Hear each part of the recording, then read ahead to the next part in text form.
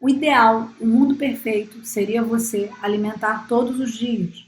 Só que vocês não querem ter perda de farinha e também não querem ter que jogar fora. O descarte vira lixo porque você não fez pão. Se você fizesse mais pão, o seu descarte seria pão. E aí o que supostamente é o descarte seria o que ia voltar para a geladeira e você fazer a rotatividade da cultura mãe.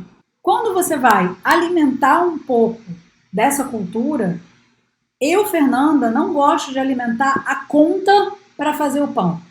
Se eu vou precisar de 150 gramas para fazer um pão, eu não vou alimentar somente um pedacinho para dar aquilo. Eu vou alimentar a mais para justamente depois substituir o velho da geladeira. Entenderam?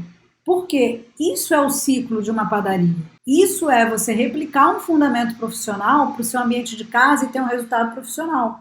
Porque você sempre vai ter um fermento com o quê? Com potência de crescimento. Como se ele fosse o fermento da padaria que trabalha com isso. Porque o cara lá da padaria, ele faz todo dia. Mas ele nunca faz a conta. Ele sempre tem que ter um fermento sobrando para continuar no dia seguinte. Então isso é uma rotina normal. Então se você tenta simular essa rotina na sua casa, é um sucesso. Se você consegue implementar isso na sua rotina, melhor ainda. E assim, é dessa forma que as pessoas tomam gosto e aí elas começam a ter o excesso de pão. Porque a família tem um limite para comer o pão. E é dessa forma que elas começam a levar para o trabalho, a vender, a aceitar encomenda, mesmo elas fazendo outro trabalho, mesmo sendo um hobby. Porque aquele negócio, ele entra no ciclo. É no ciclo de você fazer, não ter descarte, faço o pão, amarrar, porque entrou na rotina. Porque você otimizou o tempo. Então, por que algumas pessoas conseguem fazer pão e outras não conseguem? Porque as que conseguem, elas se organizam, elas não têm o descarte, porque elas estão sempre fazendo pão, e aí o que sobra é o fermento e aquilo vai se retroalimentando, você aí pega aquele resto, faz de novo, e aí depois elas começam a tomar gosto e escalam a quantidade, tá? Porque quem faz um faz dois, quem faz dois acaba fazendo quatro, geralmente é assim, e a família não dá conta de comer. E aí os amigos também não tem tanto amigo assim para dar, tá? E é assim que começa, a micropadaria começa por aí. Então, como vocês não têm o tempo ou não têm disponibilidade, fica lá aquele fermento jogado na geladeira a semana toda. Isso é legal? Não. Não vou alimentar de jeito nenhum todo dia, Fernanda.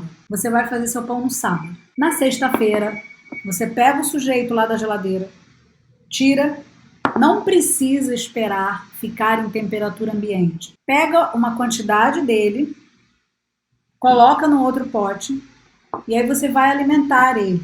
Com proporções são variadas. Então, qual o método que eu sugiro? Uma parte do fermento para 2 de água e 3 da farinha. Então, você colocou lá e aí ele cresceu. Então, eu vou pegar esse novo e vou guardar lá na geladeira, porque eu vou fazer pão sábado. No sábado, eu vou tirar ele e vou fazer o mesmo processo. Só que aí, no final, eu vou fazer pão. Eu fiz 2 alimentações. E aí esse aqui que estava velhinho, tu já pode jogar fora. Você vai substituir pelo quê? Por esse aqui. O que acontece com a maioria das pessoas? Elas ficam sem ideias para fazer com isso.